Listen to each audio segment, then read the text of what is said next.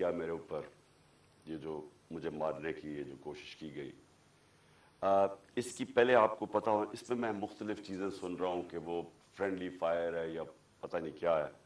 तो मैं चाहता हूँ कि डॉक्टर फैसल आपको स्क्रीन पे पहले बता दें कि ये चोटें 4 गोलियां मुझे लगी हैं, किधर लगी, उसके बाद फिर मैं बाकी आपसे बात करूँगा। डॉक्टर फैसल। एक्सरे और उनके जो कुछ इमेजेस हैं उनके ज़रिए, सीटी स्कैन के इमेजेस के ज़रिए बताने की कोशिश करूँगा कि जो खान साहब को चोटें आई हैं उनकी क्या नौयत है और वो एक्सरे और स्कैन में किस तरह से नज़र आ रही हैं। आपको सबसे पहले तो आपकी तवज्जो इस तरफ दिलाता हूँ जिसकी यहाँ लिखा है राइट थाई। ये एक्सरेज हैं दो, और ये दोनों जो हैं ये दाईं टांग के हैं, टांग का जो ऊपर वाला हिस्सा होता है। ये साइड से है जिसको लैटरल व्यू बोलते हैं, और ये सामने से है। आप देख सकते हैं कि यहाँ 2, 1 और 2, और ये वही 2 आपको 1 और 2 सामने से नज़र आ रहे हैं टुकड़े या गोलियाँ जो हैं। ये अगर हम फिर टांग के निचले हिस्से पे चलें तो आपको 2 अलावा उसके टुकड़े और गोलियाँ नज़र आ रही हैं, एक ये और एक ये दूसरी वाली। और आप नोट करेंगे ये जो दूसरा है इसने टिबिया को, ये जो हड्डी है टांग की निचली जो, इसको टिबिया बोलते हैं, इसके ऊपर इसने यहाँ से डैमेज किया। और जब आप साइड व्यू देखें तो वाज़े तौर पे नज़र आता है कि जहाँ उसने फ्रैक्चर कॉज किया है, यानी हड्डी का टुकड़ा उखेड़ा है उससे। फिर ये जो है ये बाईं साइड है, लेफ्ट थाई के एक्सरेज हैं। यहाँ भी आप नोट करेंगे कि ये छोटे छोटे कुछ टुकड़े हैं जो एक, बल्कि जो पेटाला, ये जो छोटी हड्डी होती है सामने घुटने के, उसके भी साथ है। ये निस्बतन छोटे थे और इन्होंने शुक्र है बाईं साइड के ऊपर कोई फ्रैक्चर कॉज नहीं किया। अच्छा, उसके अलावा जो हम आपको दिखाना चाहते हैं वो ये कि ये फिर से दाईं टांग नज़र आ रही है, और ये जो बुलेट है या जो इसका फ्रैगमेंट है उसके साथ ये फ्रैक्चर हुआ हुआ वाज़े तौर के ऊपर नज़र आ रहा है, ये दाईं साइड। अच्छा, इसी तरह मैं जो बहुत अहम बात है आपको दिखाना चाहता हूँ वो ये कि इस स्कैन के अंदर ये जो आपको ये दाईं टांग है और ये जो लकीर नज़र आ रही है, ये यूँ चलती हुई, ये वाली, ये दाईं साइड की मेन जो आर्टरी होती है, शरियान है ये, और उसके आप देख सकते हैं कि इधर और उसके बिल्कुल करीब दूसरी तरफ जो बुलेट के फ्रैगमेंट्स हैं वो नज़र आ रहे हैं। इससे वाज़े होता है कि ये जो हमारी मेन आर्टरी गुजर रही होती है, शरियान गुजर रही होती है, उसके कितने करीब ये टुकड़े मौजूद हैं। एक्सप्लेन तो करें ना। इसका ये जो बड़ी शरियान होती है टांग की, ज़ाहिर है उसने पूरी टांग को ब्लड सप्लाई करनी होती है, उसके ज़रिए बहुत सारा खून जाता है, और खुदा न खास्ता अगर इस शरियान को कोई इंजरी हो या ये कट जाए तो फिर बहुत तेज़ी से ब्लीडिंग होती है। और आपको मैंने दिखाया, बड़ा वाज़े तौर पर साफ नज़र आ रहा है कि ये उस शरियान, उस आर्टरी के कितना करीब ये टुकड़े मौजूद थे। इनको निकाल दिया गया सर्जरी के ज़रिए दाईं तरफ से, और 4 फ्रैगमेंट या टुकड़े जो हैं इधर से निकाले जा चुके हैं, और वो जिसे कहते हैं हमारे पास मौजूद हैं। और बाईं तरफ से कोई हमें टुकड़ा निकालने की ज़रूरत इसलिए नहीं पड़ी कि वो किसी मेजर स्ट्रक्चर को टच नहीं कर रहे थे या ख़तरा नहीं डाल रहे थे, ये पोटेंशियली ख़तरा नहीं डाल रहे थे। तो ये जो 4 फ्रैगमेंट हैं उनकी तस्वीर भी आपको दिखाई हैं, स्कैन्स भी, और उनकी जो नौयत है और उनका ख़तरे की नौयत है वो भी आपके सामने मैंने रखी है। बहुत शुक्रिया जी। शुक्रिया। कौन सा कैमरा जिसमें मैंने बात की? इसमें जी। अच्छा जी, इसके ऊपर तो मैं बाद में आता हूँ कि ये जो अटैक किया गया इसकी मैं तफसील आपको बाद में बताता हूँ, क्योंकि मुझे एक दिन जाने से पहले पता चल गया था कि या इन्होंने वज़ीराबाद और या गुजरात में प्लान किया हुआ था मुझे मारने का, और तो वो इसकी मैं तफसील आपको बाद में बताऊँगा। उससे पहले मैं सिर्फ अपनी कौम के सामने इवेंट्स रखना चाहता हूं जो पिछले 6 महीने में हुए। ये जरूर आपको समझना है कि इस कौम से हुआ क्या है। मार्च 6 या 7 को मुरासलात है। डोनाल्ड लू, एक American under secretary of state, हुक्म करता है पाकिस्तान एम्बेसडर को, बल्कि उसको धमकी देता है कि अगर इमरान खान को ना हटाया तो पाकिस्तान को मुश्किलात का सामना करना पड़ेगा, और अगर हटा दिया तो सब कुछ ठीक हो जाएगा। और अगले दिन और नो कॉन्फिडेंस मोशन, अदम एतमाद की तहरीक जमा करवाई जाती है असेंबली में, اور دیکھتے دیکھتے سارے ہمارے لوگ، ایک منڈی لگتی ہے سندھ ہاؤس میں، اور لوگ بیچنا شروع ہو جاتے ہیں۔ یہ یاد رکھیں کہ گورنمنٹ کبھی ہارتی نہیں ہے نو کانفیڈنس۔ وہ کیوں نہیں ہارتی؟ کیونکہ گورنمنٹ کے پاس گورنمنٹ کے وسائل ہوتے ہیں، ہمارے پاس گورنمنٹ کا پیسہ ہوتا ہے۔ ہم چاہتے تو وہ منڈی لگی ہوئی تھی نا، وہ 20 کروڑ 25 کروڑ آفر کر رہے تھے، ہم زیادہ پیسے دے دیتے، گورنمنٹ کا پیسہ تھا جو پہلے ہوتا رہا ہے۔ اور یہ جو پیسہ انہوں نے استعمال کیا یہ بھی چوری کا پیسہ تھا، یہ کوئی ڈکلیئرڈ پیسہ تو نہیں تھا، یہ بلیک کا پیسہ تھا، یا انہوں نے سندھ گورنمنٹ کا پیسہ خرچ کیا تو انہوں نے خرید لیے لوگ۔ ہم نے پرنسپل فیصلہ کیا کہ ہم اس آکشن کے اندر حصہ نہیں لیں گے، کیونکہ اگر ہم گورنمنٹ کا پیسہ استعمال کرتے ہیں تو ہم لوگوں کا پیسہ، عوام کا پیسہ چوری کرتے ہیں، جو عوام کی ان کا حق ہے، گورنمنٹ گر جاتی ہے۔ سارے سمجھتے ہیں کہ جناب اب تحریک انصاف کی قبر کھد گئی ہے، عمران خان ہمیشہ کے لیے گیا اور مٹھائیاں بٹے گی، لیکن پاکستانی قوم وہ کرتی ہے جو اس نے کبھی پہلے کیا ہی نہیں۔ تو 10 تاریخ کو، اور میں آپ کو خود کہہ رہا ہوں 10 اپریل کو، میں خود ہی حیران کہ جو شام کو سینز دیکھے، جو لوگ سڑکوں کے اوپر آئے، جس طرح لوگ نکلے، میں بشرا بیگم کے ساتھ بیٹھا تھا تو ہم خود حیران رہ گئے کہ یہ ہوا کیا ہے۔ ہوا یہ کہ یہاں 90 کی دہائی میں 2 حکومتیں کرپشن میں نکالی گئی۔ جب وہ کرپشن میں جاتی تھی اور اسٹیبلشمنٹ نکالتی تھی، لوگ مٹھائیاں بانٹتے تھے۔ پھر جنرل مشرف آ گیا، 2 دفعہ کرپشن میں ان گورنمنٹس کو نہ کہ وہ خود اس نے مارشل لاء لگا دیا، لوگوں نے مٹھائیاں بانٹی، لوگ ان کی کرپشن سے تنگ تھے، ان 2 جماعتوں کی۔ اس کے بعد جنرل مشرف نے ان کو NRO دے دیا، وہ واپس آ گئے۔ فیصلہ جنرل مشرف نے کیا NRO دینے کا، جب اس کے پاس رائٹ ہی نہیں تھا کہ عوام کا پیسہ چوری، کرپشن کا مطلب ہوتا ہے عوام کا پیسہ چوری ہونا، تو عوام کا پیسہ چوری ہوگا اور جنرل مشرف معاف کر دیتا ہے ان کو، وہ آ جاتے ہیں اور 10 سال 4 گنا پاکستان کا قرضہ بڑھتا ہے۔ کرپشن کیسز انہی دوروں میں ان کے بنتے ہیں۔ یہ جو اب NRO لے رہے ہیں 2، یہ 95% کرپشن کیسز اس 10 سال کے بنے ہوئے تھے۔ 4 گنا پاکستان کا قرضہ بڑھ جاتا ہے۔ مجھے لوگ ووٹ دیتے ہیں اس لیے کہ لوگ ان سے تنگ تھے، اور اس کے بعد وہی اسٹیبلشمنٹ فیصلہ کرتی ہے کہ اب چینج کی وقت آ گیا اور وہ ان کو واپس لے آتی ہے، اور یہی کانسپریسی ہوتی ہے باہر، ایک بیرونی کانسپریسی اندر، اور یہ فیصلہ ہو جاتا ہے۔ کہتے ہیں جی ہم نیوٹرل ہو گئے ہیں۔ نیوٹرل کا کوئی بھی مطلب لے لیں، مطلب تو یہ ہے کہ انہوں نے پتا تھا کہ سازش ہو رہی ہے، راستہ نہیں روکا، یہ آ جاتے ہیں۔ اب ہوتا کیا ہے، اسٹیبلشمنٹ کو اس ملک میں عادت پڑ گئی تھی کہ جدھر وہ لوگوں کو دھکیلیں گے لوگ ادھر چلے جائیں گے، جب وہ چینجز لے کے آتے ہیں مٹھائیاں بنتی ہیں۔ اسٹیبلشمنٹ کو یہ عادت تھی۔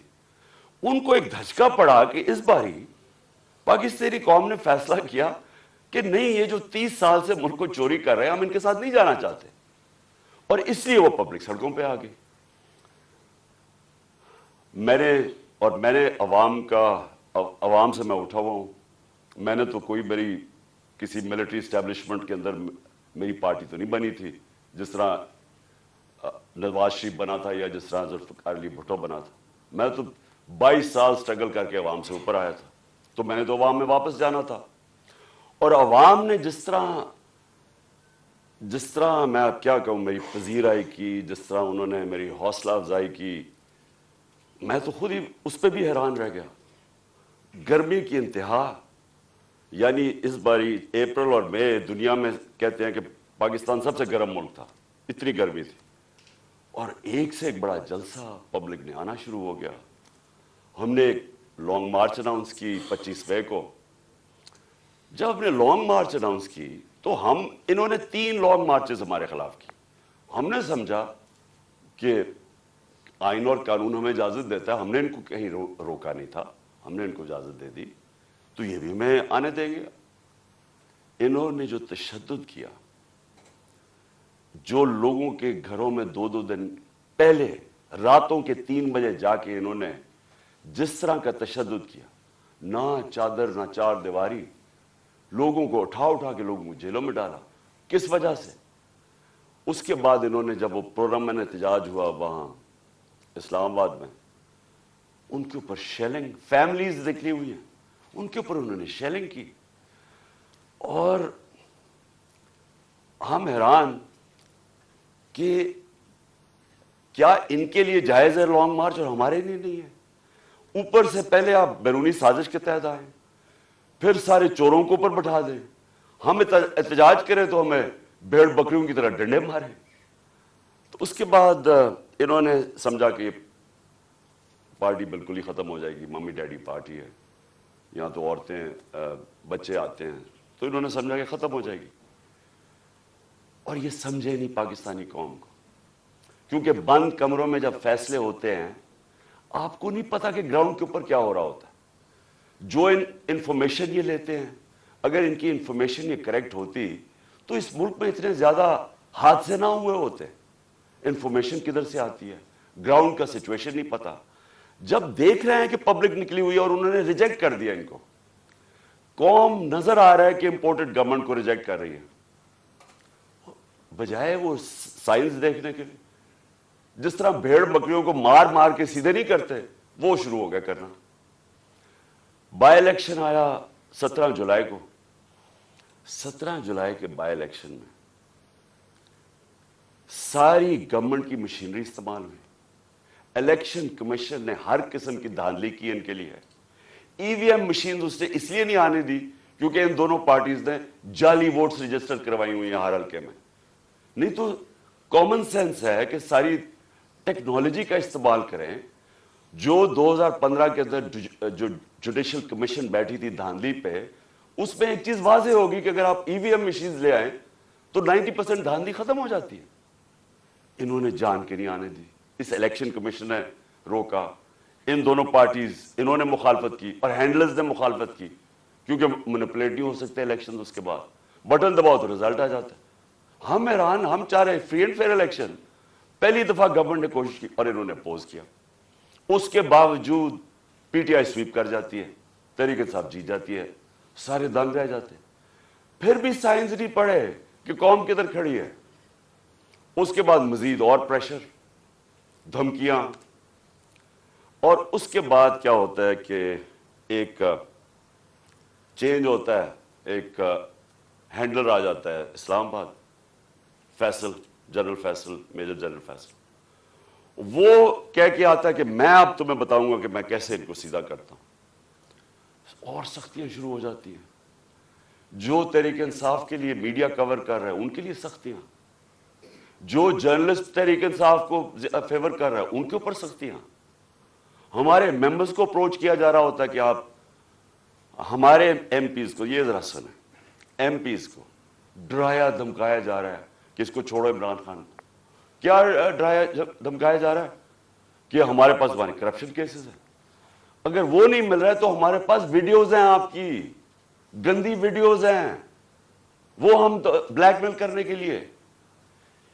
ये तमाशा हो रहा पाकिस्तान में कि हमारी अपनी एजेंसीज अपनी डेमोक्रेटिक प्रोसेस को चलने नहीं दे रही और ये इस्तेमाल कर रही है। बजाय रियलाइज करें कि आपने गलती कर दी है। लोग चोर नहीं एक्सेप्ट कर रहे हैं, उसके बावजूद एक गलती को दोहराते जा रहे हैं और फोर्स करते जा रहे हैं लोगों को।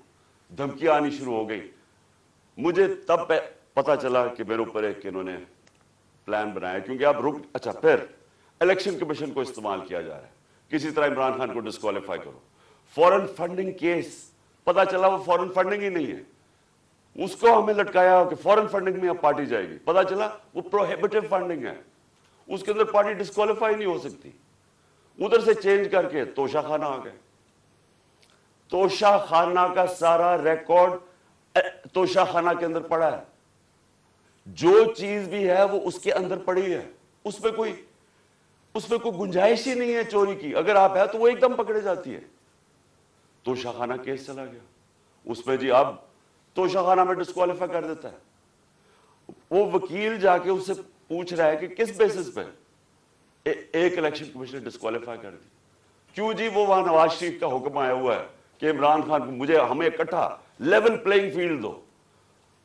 वो आदमी जो अरबों रुपया इस मुल्क का चोरी करके बाहर लेके जाता है, जो हुदैबा पेपर मिल्क, ये हुदैबा पेपर मिल्क समझ लें, इसहाक डार ने जज के सामने अपनी फ्री विल से स्टेटमेंट दी हुई है, जिसको सेक्शन 164 कहते हैं। 164 बयान जो है वो जेल में नहीं दिया जाता, वो आप जज के सामने जाके कन्फेस करते हैं कि ये मैंने किया है। तो ये 25 अप्रैल 2000 में इसहाक डार वहां बयान देता है कि मैं शरीफ खानदान के लिए पैसे चोरी, इनके चोरी का पैसा मनी लॉन्डर करता हूं इंग्लैंड। वहां काजी फैमिली के बेनामी अकाउंट्स खोले जाते हैं, शरीफ फैमिली का वहां से, और फिर रेमिटेंसेस दिखा के पाकिस्तान आता है और शरीफ फैमिली के अंदर चला जाता है। यानी सीधी सीधी चोरी। हुदैबा पेपर मिल्क में एनआरओ मिल जाता है, डिस्पाइट कि वो इसहाक डार कह रहा है कि मैं कन्फेस कर रहा है कि मैं मनी लॉन्डर हूं शरीफ खानदान का, और इनको बता रहा है कि करप्ट है, एनआरओ मिल जाता है। वो नवाज शरीफ जो फिर एवंसफील्ड अपार्टमेंट उसकी पैनमा पेपर्स के अंदर पकड़ी जाती है, तस्लीम कर देता है हमारी। अब पैसा किधर से आया वो बता नहीं सकते, कभी कतरी खाता आ जाता है, फिर एक कोई फेक डीड आ जाती है, ट्रस्ट डीड, वो क्लेबरी फॉन्ट वाली, झूठ पे झूठ बोले जा रहे हैं। आज तक एक डॉक्यूमेंट नहीं बताई कि लंदन के सबसे महंगे इलाके में 4 अपार्टमेंट्स आपकी जो आप तस्लीम कर रहे हैं हमारी हैं, और कह रहे हैं कि जनाब इमरान खान को और मुझे एक ही तरह लेवल प्लेइंग फील्ड दो। इमरान खान ने अपने लंदन का फ्लैट 34-35 साल पहले लिया, क्रिकेट खेलता था इंटरनेशनल। अदालत ने जब मांगा सारा रिकॉर्ड दिया। रिकॉर्ड का मतलब कि एक 40-40 साल के कॉन्ट्रैक्ट्स दिखाए गए, किधर से पैसा आया, कैसे फ्लैट खरीदा, बेचा कितने का, मनी ट्रेल पाकिस्तान बैंकों के थ्रू पैसा आया। और मुझे उससे कंपेयर कर रहा है जो अरबों रुपए की प्रॉपर्टीज बाहर रखी हुई है, बेटों की प्रॉपर्टी बाहर है, वो बेटा अलहदा, वो जो हसन शरीफ बता ही नहीं सकता कि 9-10 अरब के घर किधर से आया, और वो कह रहा है कि लेवल प्लेइंग फील्ड। तो लेवल प्लेइंग फील्ड क्या है कि इलेक्शन कमीशन अब मुझे डिस्क्वालीफाई करे, और वो डिस्क्वालीफाई करे तोशाखाना केस। अब को 8 दफा इलेक्शन कमीशन ने हमारे पीटीआई के खिलाफ फैसला दिया, 8 दफा हम अदालत में गए हैं, और 8 दफा अदालत ने ओवरटर्न किया इलेक्शन कमीशन का फैसला। अब हम फिर अदालत में जाएंगे, और मैं आपको यकीन दिलाता हूं कि इसको इतनी शर्मिंदगी होगी, और इसमें शर्म नहीं है इस इलेक्शन कमीशन में, क्योंकि ये नून लीग के घर, नवाज शरीफ के घर का नौकर है, और भी हैंडल होता है पीछे से। ये बिल्कुल ये इसके ऊपर मैं फिर केस करूंगा, हरजाना करूंगा इसके ऊपर, क्योंकि मेरे पर गलत इल्जाम लगाया है। और फिर एफआईए केसेस कर रही है। एक पॉलिटिकल पार्टी जिसने लीगल फंड रेजिंग की है पाकिस्तान में, वो तहरीक इंसाफ है। 40,000 का हमारा डेटाबेस है, किसी पार्टी के पास है ही नहीं, इनके पास कोई डेटाबेस ही नहीं है। अच्छा, वो इनसे पूछ ही नहीं रहा कि किधर से आपने पैसे इकट्ठे किए। जिस पार्टी ने पैसे इकट्ठे किए उनसे पूछ रहा है। अच्छा, वो जवाब भी दे रहे हैं। अब वो क्या कर रहे हैं कि जिन्होंने 10-10 साल पहले पैसे दिए थे पीटीआई को, उनको एफआईए कांटेक्ट करके उनको हरास कर रही है, ताकि पीटीआई के जो डोनर्स हैं वो भाग जाए पीटीआई से, कि पैसा ना इकट्ठा कर सके पीटीआई। वो पार्टी जो पब्लिक से पैसा, जो सारी दुनिया में होता है, उस पार्टी को बंद करने की कोशिश कर रहे हैं। वो जो 2 पार्टीज बता ही नहीं सकती कि पैसा किधर से इकट्ठा करते हैं, और इसका वर्ड है क्रोनी कैपिटलिज्म। ये पहले बिजनेसमैन के साथ बिजनेस करते हैं, और फिर उनसे फिर उनको पैसे, उनको मौका देते हैं पैसे बनाने का, फिर उनके साथ या प्रॉफिट शेयरिंग करते हैं, और फिर उन्हीं से डोनेशन ले लेते हैं। इनके पास तो डोनर बेसिक कोई नहीं है। हम क्यों फैसले कर सकते हैं पब्लिक के लिए? हम क्यों बड़े बड़े माफियाज के खिलाफ खड़े हुए, जिस तरह शुगर माफिया? क्योंकि हमारे पास पब्लिक का डोनर बेस है, हम पब्लिक से पैसे इकट्ठे करते हैं, इसलिए पब्लिक इंटरेस्ट के लिए खड़े हो सकते हैं। ये है छोटी सी एलीट इंटरेस्ट प्रोटेक्ट करने के लिए माफियाज के साथ आई। तो एफआईए हमारा नुकसान पहुंचा रही है हमें, कि हमारे केसेस, ताकि हमारे डोनर्स भाग जाए। उसके अलावा इन्होंने सहाफ़ियों से क्या किया? जब से ये आए हैं Faisal, general Faisal, major general, जो सहाफ़ियों से किया इन्होंने, ये पाकिस्तान, मुशर्रफ के मार्शल लॉ मुझे याद है, मुझे उसने जेल में डाला, लेकिन मुशर्रफ का मार्शल लॉ लिबरल था। इसके मुकाबले में जो आजकल हो रहा है, जो सहाफ़ियों से हो रहा है, जो इमरान रियाज, उसको पकड़ के जेल में, फिर याज अमीर उसको मार पिटवाई, जलील करवाया, समी इब्राहिम सीनियर रिस्पेक्टेड लोग, उसको गुलाम हुसैन चौधरी तकरीबन 80 साल का, उसको पकड़ के जेल में डाल दिया। और जो अरशद शरीफ से किया, यानी ये कौम कभी माफ ही नहीं करेगी उन लोगों को जिन्होंने अरशद शरीफ मेरी नजर में पाकिस्तान का नंबर 1 इन्वेस्टिगेटिव जर्नलिस्ट था और नंबर 1 क्रेडिबिलिटी थी। सबको पता था कि ये बिकता नहीं है, सबको पता था इसका खौफ किसी से नहीं। उससे जो किया है, मुल्क से बाहर भाग, मुझे पता है उसके पीछे कौन पड़ा हुआ था। अरशद शरीफ के घर वालों को पता है कि कौन पड़ा हुआ था उसके पीछे, सहाफियों को पता है कि कौन उसके पीछे पड़ा हुआ था, कि क्यों उसको मुल्क छोड़ के जाना पड़ा, और फिर क्यों वो दुबई से आगे जाना पड़ा उसको। सबको पता है कि कौन पीछे पड़ा हुआ था उसके। और जो उसकी शहादत हुई, ये इस मुल्क की तारीख का मैं समझता हूं अफसोसनाक मोड़ है कि जितनी सहाफत ऊपर चली जाती है, माशरे को वो लिफ्ट कर देती है, माशरे के वैल्यूज लिफ्ट कर देती है, माशरे को अमर बिल मरूफ पे लगा देती है। ये सहाफियों का काम होता है, मोरालिटी माशरे की रेज करे। और जिधर कौन आजकल फेवरेट्स बने हुए हैं, लिफाफे, जो जमीर बेचने वाले सहाफी, जिनकी क्रेडिबिलिटी कोई नहीं है। आप सिर्फ ये देख लें कि किन लोगों की आज व्यूअरशिप ऊपर है और किन की नीचे है, आपको पता चल जाएगा अवाम किधर खड़ी। अवाम बेवकूफ नहीं है। ये जो अवाम आपको बार बार मैसेजेस बता रही है कि वो एक अब्राहम लिंकन की सेइंग है कि you can't fool all the people all the time. थोड़ा वक्त सबको पागल बना सकते हैं, सारा वक्त कभी कोई इंसान नहीं, माशरा पागल नहीं बन सकता। तो लोगों को पता है क्या हो रहा है और लोग बता रहे हैं। फिर इलेक्शन हुआ, बाय इलेक्शन हुआ हमारा,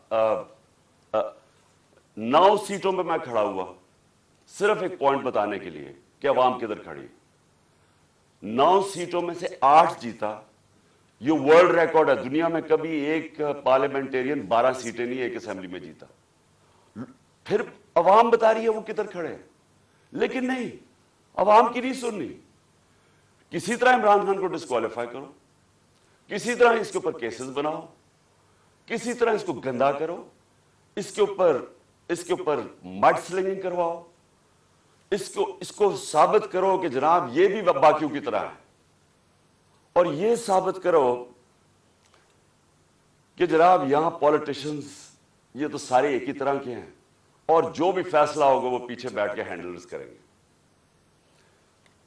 लेकिन जब इन्होंने देखा जलसे रिकॉर्ड, मैं पता नहीं 60-70 कितने जलसे कर बैठा हूं, मैंने कभी पाकिस्तानी कौम को ऐसे नहीं निकलते देखा।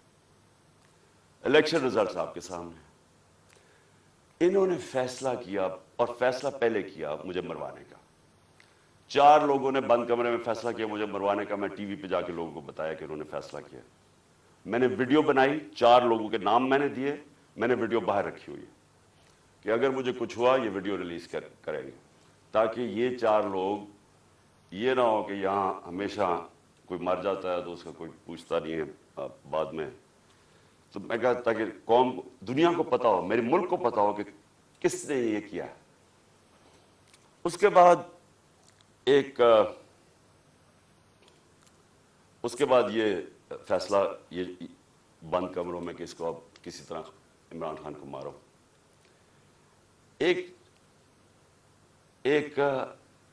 अच्छा, और मुझे खबरें किधर से आती है, अब मैं ये भी आपको बता दूं कि मुझे कैसे पता चलता है।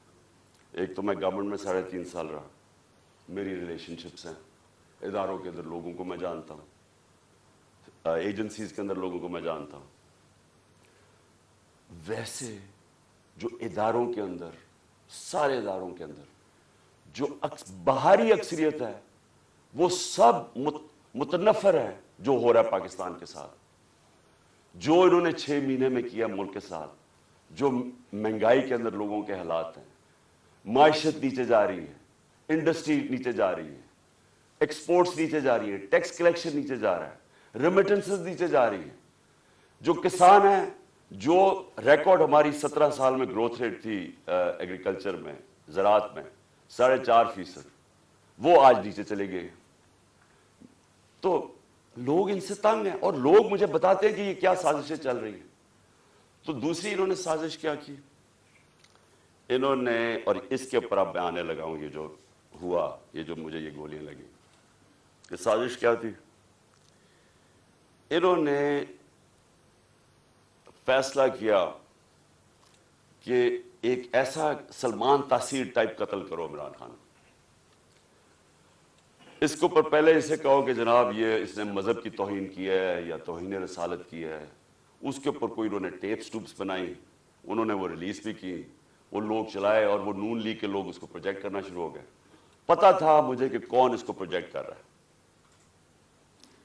ہمیں یہ اتنا آسان ہے آج کل کے زمانے میں پتہ چلوانا، کیونکہ یہ تو ڈیجیٹل ورلڈ ہے، آپ پتہ چلوا سکتے ہیں کس اکاؤنٹ سے چیزیں پروجیکٹ کی جا رہی ہیں۔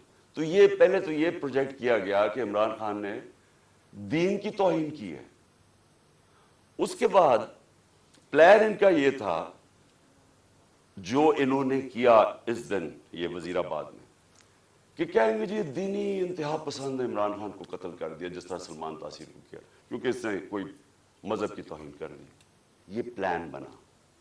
میں نے یہ پلان جلسے کے اندر 24 سپٹمبر کو عوام کے سامنے رکھا، اور میں یہ چاہتا ہوں کہ یہ بالکل اسی اسکرپٹ کے اوپر ہوا جو کہ وزیر آباد میں ہوا ہے۔ تو یہ پہلے ذرا میں چاہتا ہوں آپ سارے یہ ذرا ایک دفعہ دیکھیں کہ یہ ہوا کیا تھا، یہ میں نے کیا کہا تھا 24 سپٹمبر کو۔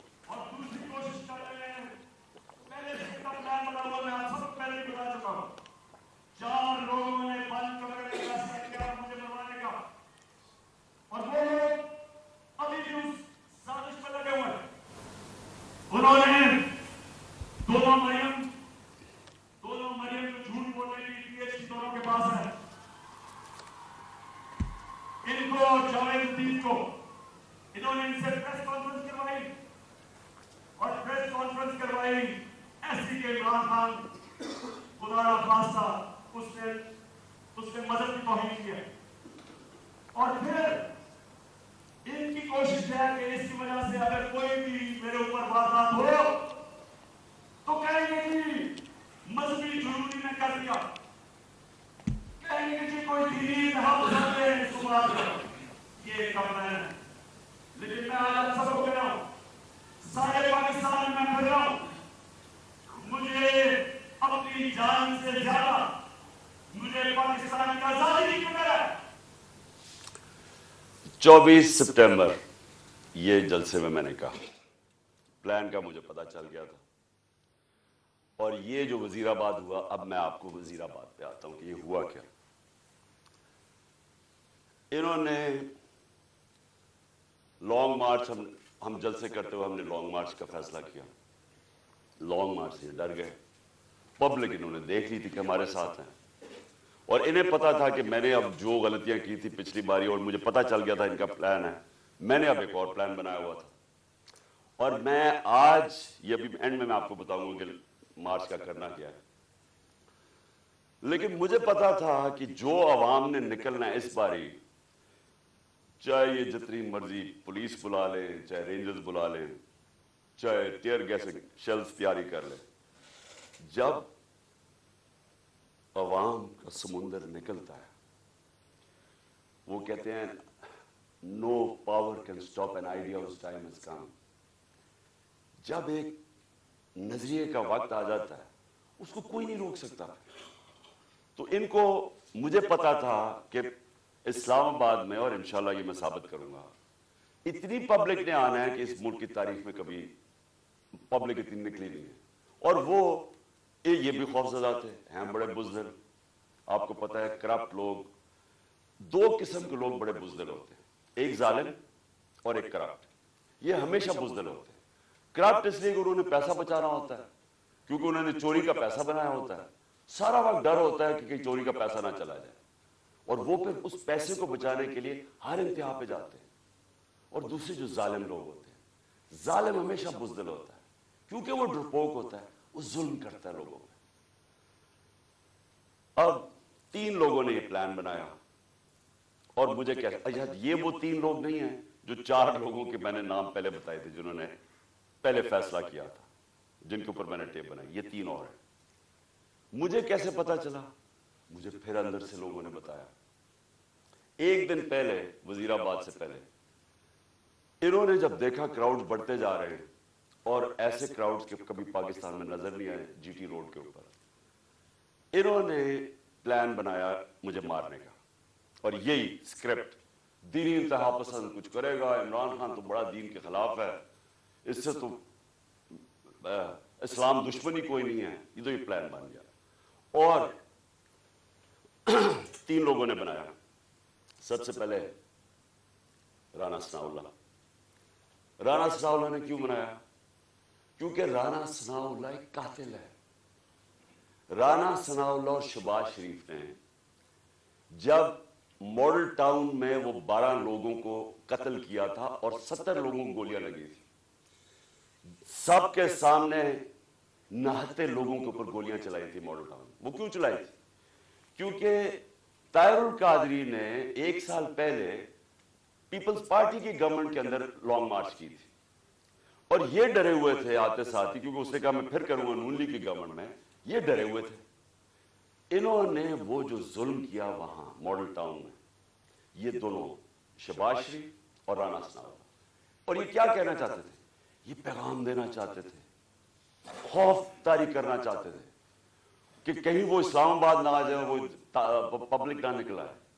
तो इन्होंने वहां लोगों को कत्ल किया।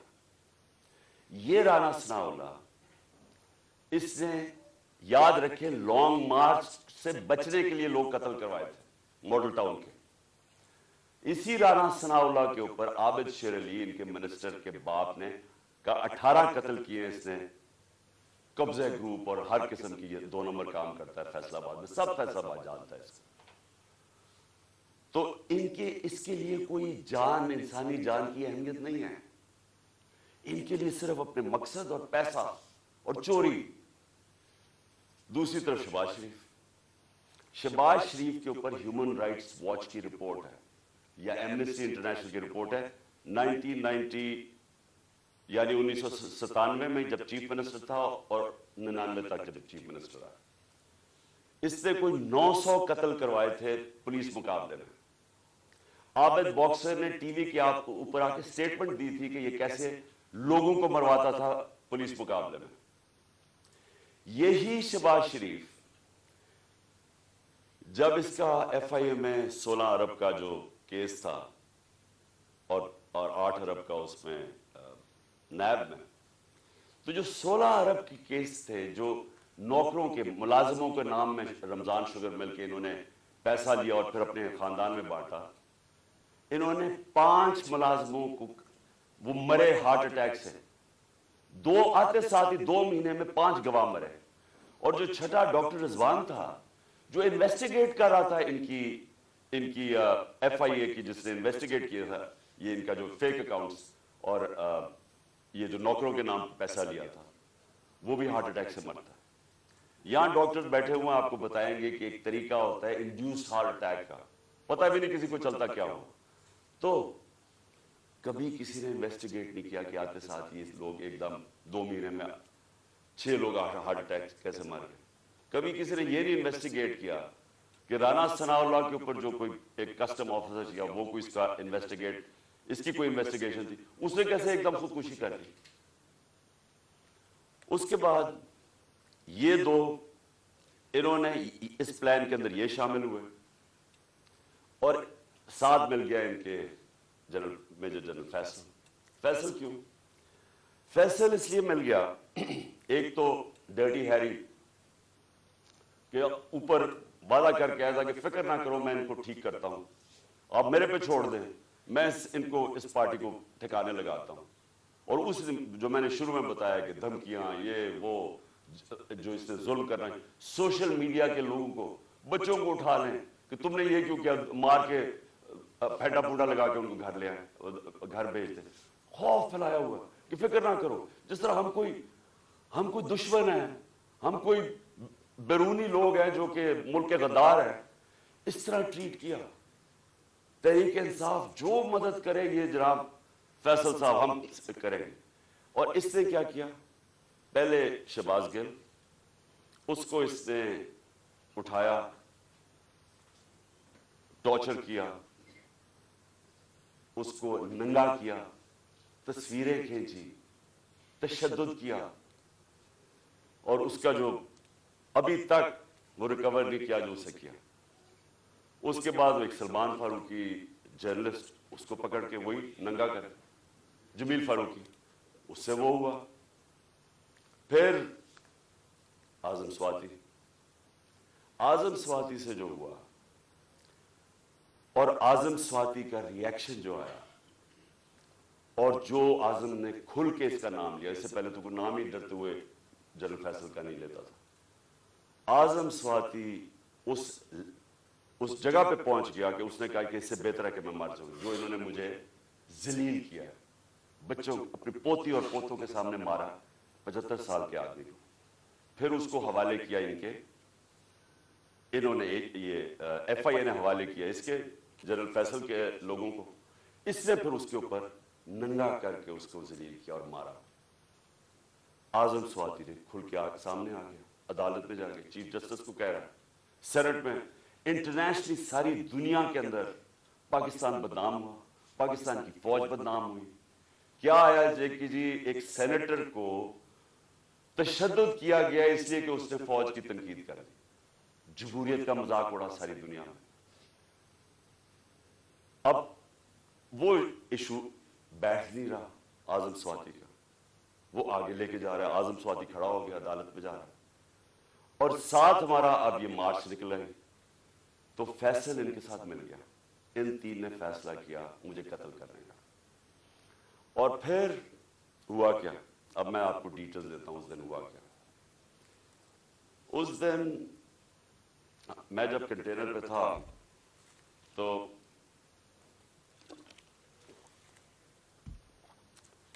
एकदम गोलियों का एक बर्स्ट आता है, मेरी टांग पे गोलियां लगती हैं, मैं गिर जाता हूं, और जब मैं गिर रहा होता हूं तो दूसरा बर्स्ट आता है।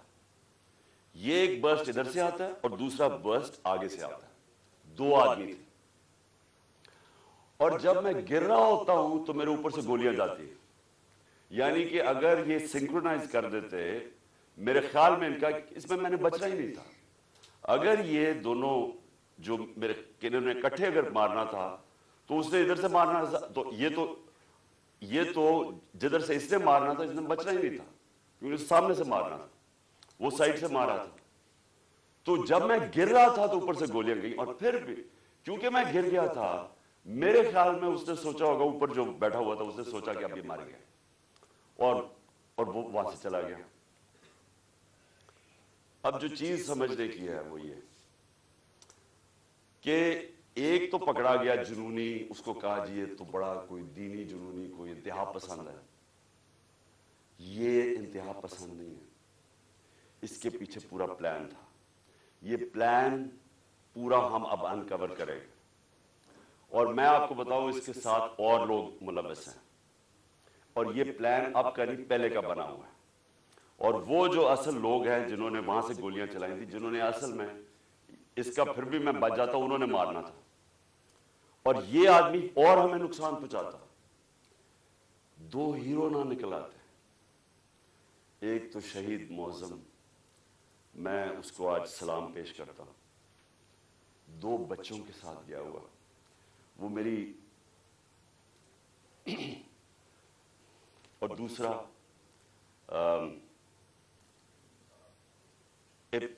इब्तिसाम, जिस तरह उसने पकड़ा और जिस तरह उसकी अगर दिलेरी ना होती तो इसने तो और इसने बस मार देता, तो और तबाही कर सकता था। 11 लोगों को गोलियां लगी, और एक हमारा मौजूम शहीद हुआ। अब हमने FIR रजिस्टर करने की कोशिश की है, सब डरते हैं क्योंकि कई इदारे ये कानून से ऊपर है। मैं आज जनरल बाजवा से सवाल पूछता हूं कि क्या फौज का वकार ऊपर जाएगा या नीचे जाएगा अगर जो आपकी फौज पे काली भेड़ें गलत काम कर रही हैं, जुल्म कर रही हैं, इंसानों पे तशद्दुद कर रही हैं, अगर आप उनके ऊपर एक्शन लेंगे तो फौज का वकार ऊपर जाएगा, लोग इज्जत करेंगे फौज की। लेकिन अगर ये है कि फौज में ऐसे लोग बैठे जो हमें भेड़ बकरियों की तरह समझ रहे हैं, मार धाड़ करके डरा धमका के अगर समझ रहे हैं कि इस तरह फौज का वकार ऊपर चला जाएगा, तो नफरतें बढ़ रही हैं। आपके एक मेजर जनरल ने, जो मेरे ख्याल में गद्दारी में पकड़ा गया, अमेरिका के लिए गद्दारी कर रहा था, आपने उसको सजा दी, फौज का वकार ऊपर गया, गलत काम कर रहा था। तो क्या ये अब मेजर जनरल फैसल इसकी तफ्तीश होने देंगे आप? और क्या इस मुल्क में अब तफ्तीश हो सकेगी जब जनरल फैसल के ऊपर इल्जाम है, इंटीरियर मिनिस्टर सनाउल्लाह के ऊपर इल्जाम है, और तीसरा प्राइम मिनिस्टर शहबाज शरीफ के ऊपर इल्जाम है? कैसे तफ्तीश होगी? जब तक ये 3 लोग रिजाइन नहीं करते, तफ्तीश होगी कैसे? और इधर मैं जनरल बाजवा आपसे भी फौज के वकार के लिए कह रहा हूं कि ये पाकिस्तानी फौज को नुकसान पहुंचा रहे हैं इस तरह की काली भेड़ें, ये जो समझते हैं कि हम इंसान ही नहीं हैं, भेड़ों को कभी इधर मोड़ दो कभी उधर मोड़ दो, आज वो चोर हैं, कल वो NRO मिल गए तो अच्छे हो गए हैं, आज फिर आप उनको चोर बना देंगे, कल फिर भेड़ी। हम इंसान हैं, इंसानों को जानवरों की तरह ना ट्रीट करें। और इंसान किसी वक्त आके खड़ा हो जाता है, और ये कौम खड़ी हो गई है। ये मैं आज आपको बता दूं, 2 रास्ते अब इस कौम के सामने, या एक पुरअमन इनकलाब आएगा और या खूनी इनकलाब आएगा, और तीसरा रास्ता नहीं है। क्योंकि मैंने 6 महीने में इस कौम को जागते देखा है, कौम खड़ी हो गई है। ये जो शऊर का जिन है, ये बोतल से निकला है, ये अंदर नहीं जाने लगा। अब फैसला सिर्फ ये कर लें कि हम पुरअमन तरीके से इस मुल्क के अंदर चेंज लेके आएंगे, जो कि बैलेट बॉक्स के जरिए आएगा, साफ और शफाफ इलेक्शन के लिए, या वो जो ईरान में हुआ था होगा, तबाही होगी, जो श्रीलंका में लोग सड़कों पे आ जाएंगे, केओस होगा। ये जमात जिसको इन 3 लोगों ने मुझे कत्ल करने की कोशिश की और अल्लाह ने बचाया, जिस तरह अभी डॉक्टर फैसल ने कहा कि ये जो गोली मेरी ये इधर ऊपर की टांग पे लगी, वो एक गोली मेरी जो वो असल आर्टरी है उसके नीचे से निकल गई और एक उसके पास आके रुक गई। अगर वो रप्चर हो जाती तो 20 मिनट में इंसान मरता है, 20 मिनट में सारा खून निकल जाता है। अगर तो सीधा हॉस्पिटल ना हो, 20 मिनट में मर गया आदमी।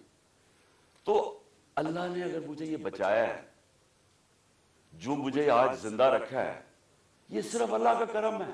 इन्होंने तो पूरी कोशिश, कोई कसर नहीं छोड़ी थी।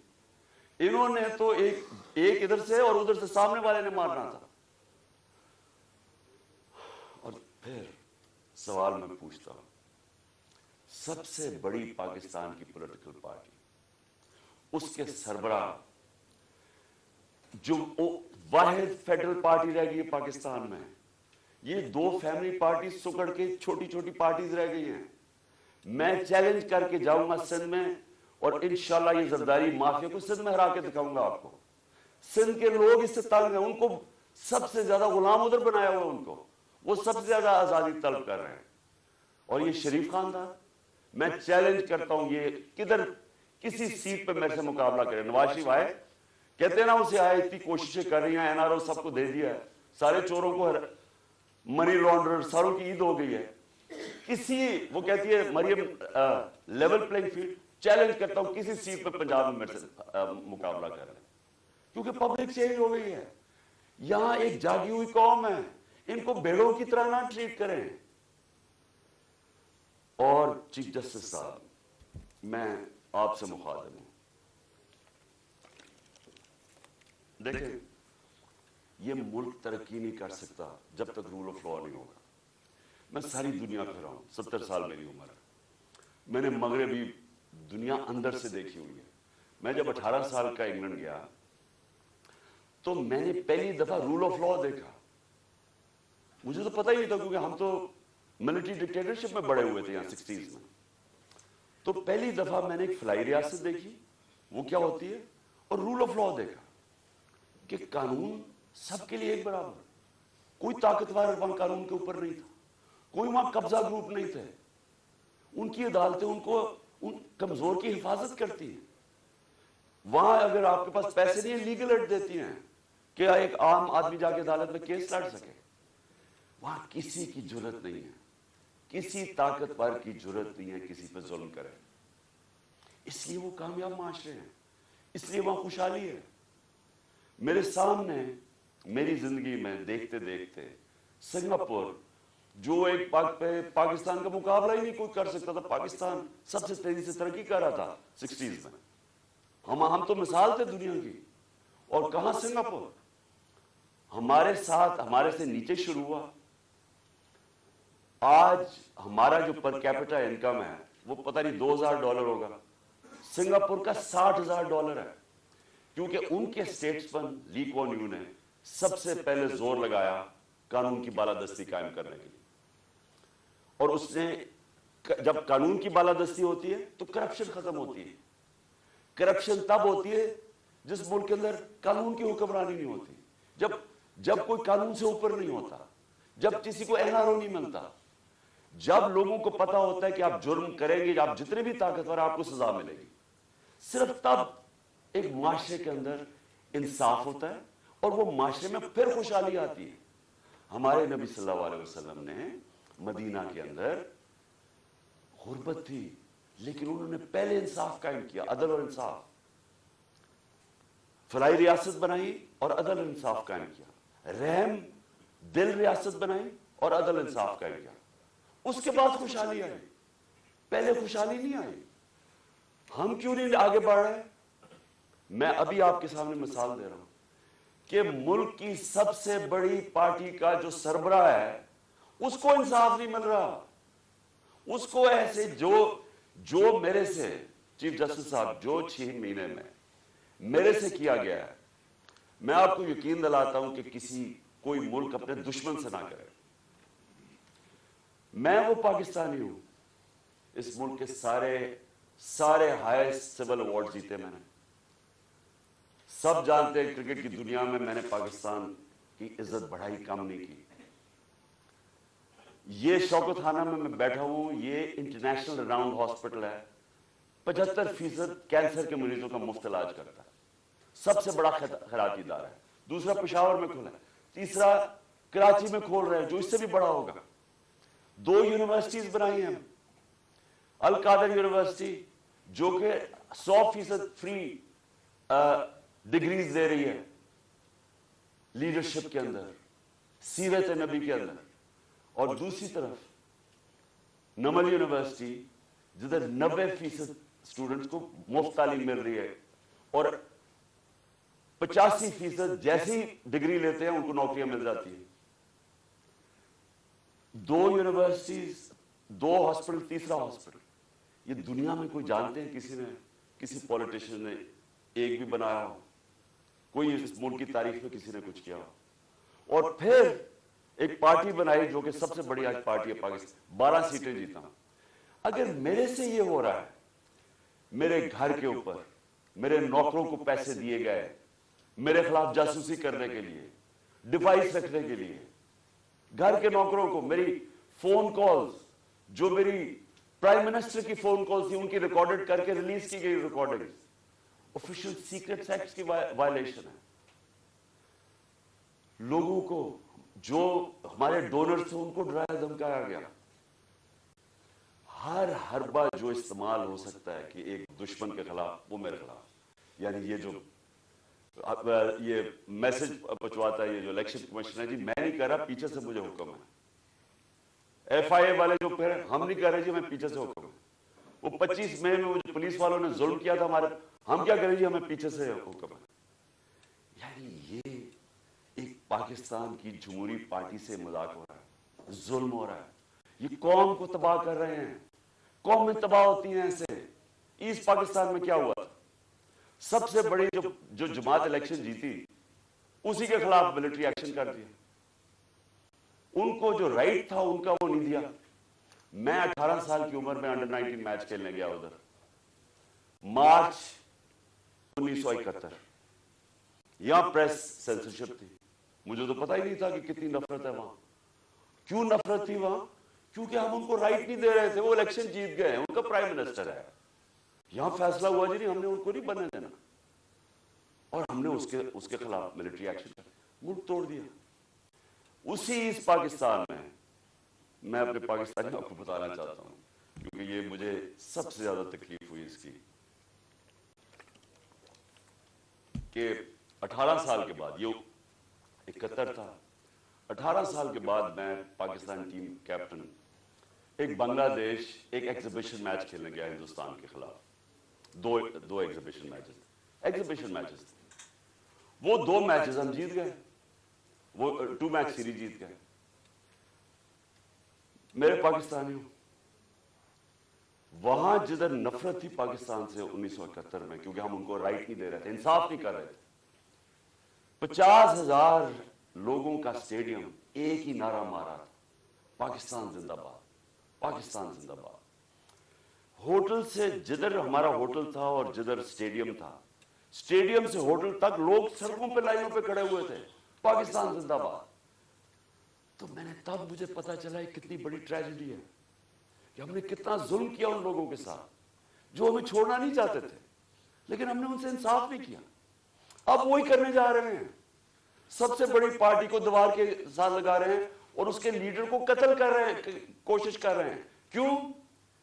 क्योंकि चोरों का टोला ऊपर जो बैठा दिया है, हम भेड़ बकरियां मान नहीं रहे इनको, इसलिए कत्ल करो इसको, जो मुल्क की सबसे बड़ी पार्टी है, ताकि अगर इमरान चला जाएगा तो पार्टी तितर-बितर हो जाएगी। जो पार्टी फेडरेशन को इकट्ठा रख सकती है वो तो सिर्फ तहरीक इंसाफ है। मिलिट्री, अगर मिलिट्री अब मुल्क को इकट्ठा रख सके तो ईस्ट पाकिस्तान ना टूटता। पॉलिटिकल पार्टीज मुल्क को इकट्ठा रखती है, मिलिट्री मदद करती है।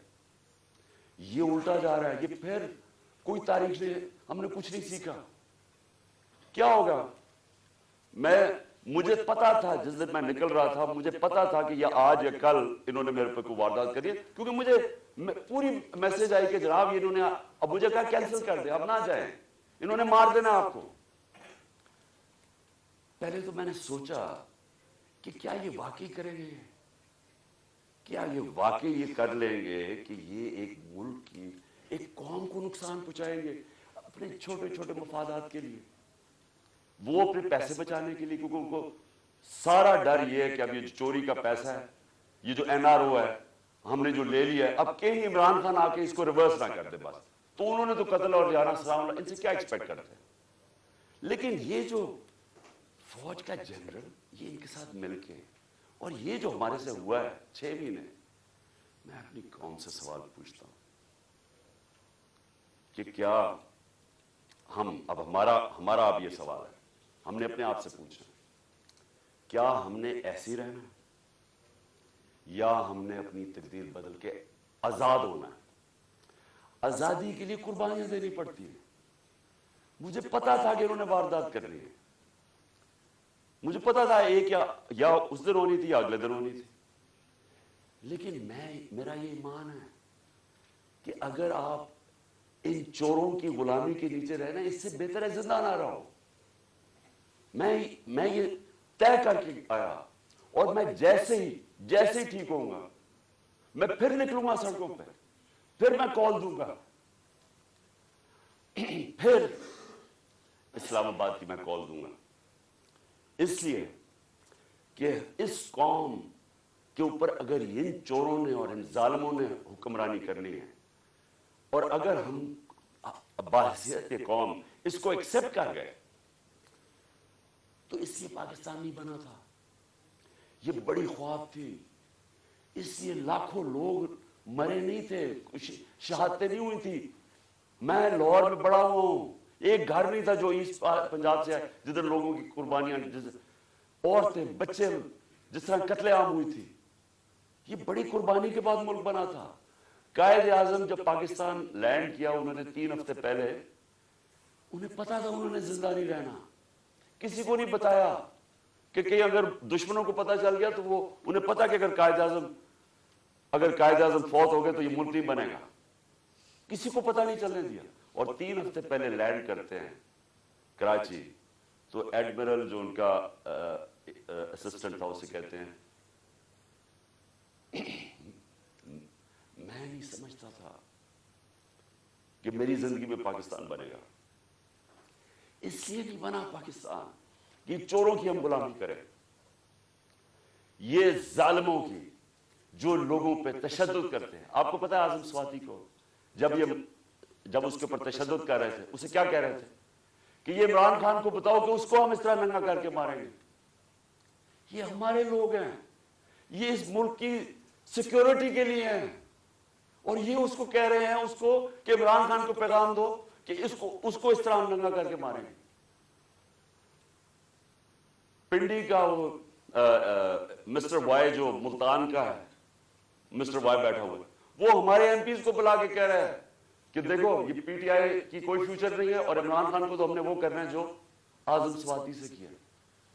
یعنی یہ ہمارے لوگ ہیں. جنرل باجوہ جاگیں، یہ ملک تباہی کی طرف جا رہا ہے. یہ اگر آپ نے ان کے اوپر کالی بھیڑوں پہ ایکشن نہ لیا، یہ نفرتیں بڑھتی جائیں گی، یہ قوم ٹوٹنے کی طرف جائے گی. عمران خان کو جب اللہ نے لے کے جانا ہے میں تو تیار ہوں اس کے لیے. ملک کا سوچیں، اپنی ذات سے نکل جائیں باہر کہ جی چھوٹے چھوٹے مفادات کے لیے، اپنی ذات کے لیے، یہ چوروں نے تو اپنے پیسے کے لیے، ہم اپنے ملک کو قربان کر رہے ہیں.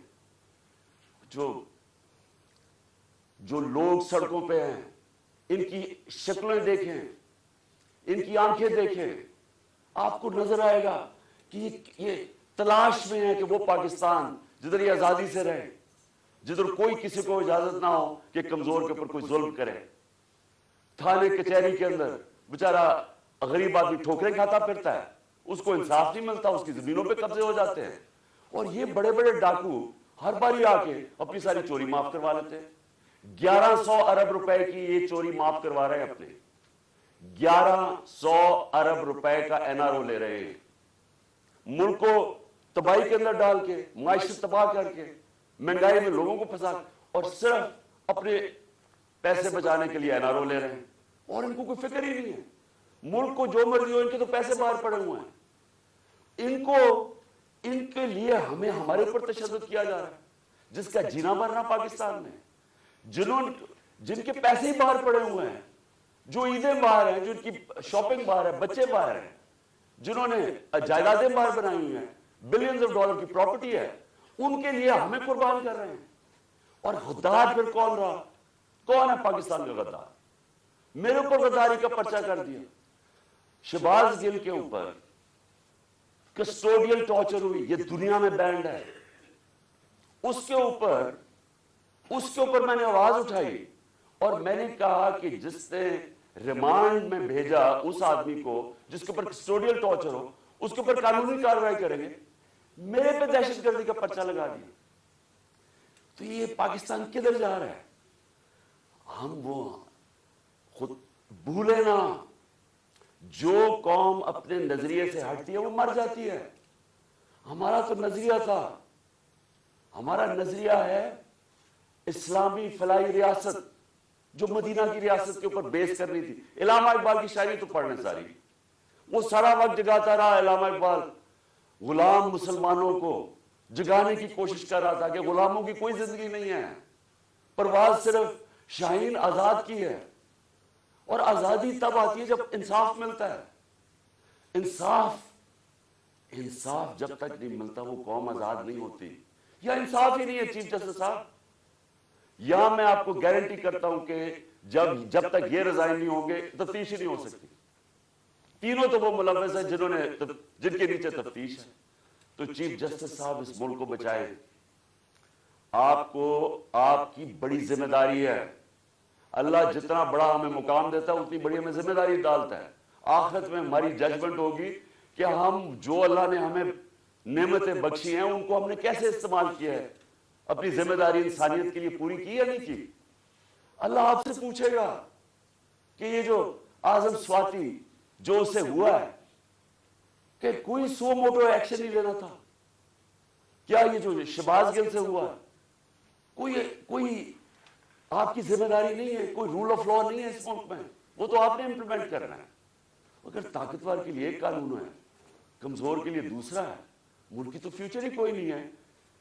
کیونکہ میرے نبی صلی اللہ علیہ وسلم نے 1500 سال پہلے تقریباً انہوں نے کہہ دیا تھا کہ وہ قومیں جو کمزوروں کو, چوروں کو جیلوں میں ڈالتی ہیں اور طاقتور ڈاکوؤں کو پکڑتی نہیں ہیں, وہ تباہ ہو جاتی ہے. آج ساری جو ڈیولپنگ ورلڈ ہے وہ کیوں غریب ہے؟ کیونکہ وہاں طاقتور قانون کے اوپر ہے. اور اگر سنگاپور اوپر گیا تھا تو ان کے اسٹیٹس مین نے طاقتور کو قانون کے نیچے لے, اس کی سٹوری پڑھ لیں کہ کیسے اس نے سنگاپور کو اٹھایا. پہلے انصاف لے کے آیا, انصاف سے کرپشن ختم ہوئی اور اس کے بعد خوشحالی آ گئی.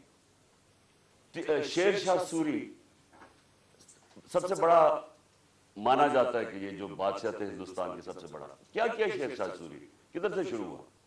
جو اس کو جاگیر ملی بہار میں, اس نے کیا کیا, اس نے رول آف لا قائم کر دیا, اس نے سارے بڑے بڑے ڈاکوؤں کو ختم کر دیا, اس نے وہاں انصاف کر دیا.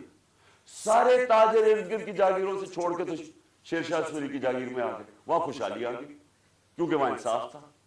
ادھر سے وہ کھڑا ہوا اور ادھر سے اس نے جب ہندوستان کی سنبھالی جب حکومت, تو ادھر اس نے انصاف قائم کیا.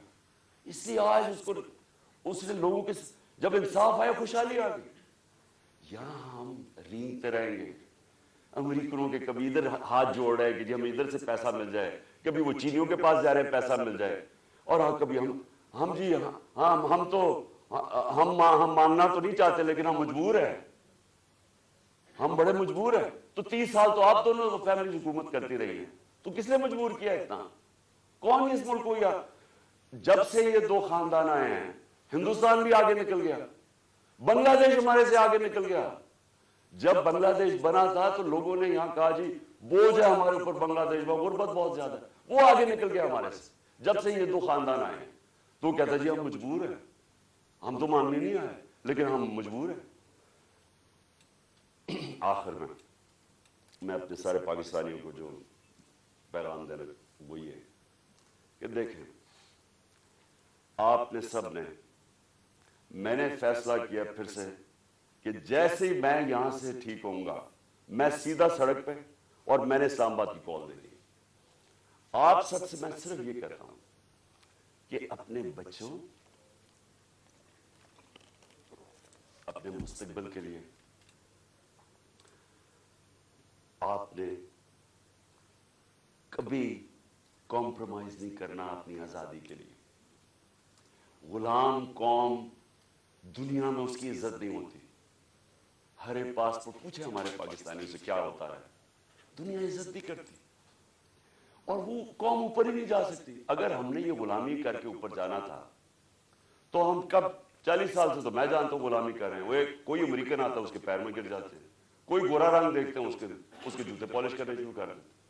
وہ جب سازش ہو رہی تھی تو مجھے یاد ہے کہ امریکن وہ عورت کوئی امریکن ایمبیسی سے مریم نواز کو ملنے گئی, وہ گھر سے باہر گئی اس کو ریسیو کرنے, اسے ایسے ملے جیسے کوئی برطانیہ کی پتہ نہیں کوئی ملکہ آ گئی.